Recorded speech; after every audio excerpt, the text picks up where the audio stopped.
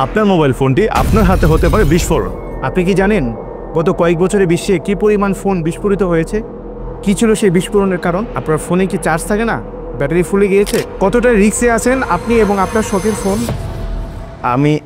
আমরা সকলেই কিন্তু মোবাইল ফোন ছাড়া এক মুহূর্ত চলতে পারি না। আর আমরা এই স্মার্টফোনে ব্যবহার করে থাকি নানান ধরনের অ্যাপস। এতে ফোনে কী কী সমস্যা দেখা দেয় চলুন জেনে নেই।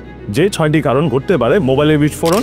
তাহলে জেনে নিন সম্ভাব্য কারণসমূহ। মোবাইল ফোন অতিরিক্ত গরম হয়েও বিস্ফোরিত হতে পারে। নেগেটিভ পজিটিভ শর্ট হয়েও ঘটতে পারে বিস্ফোরণ।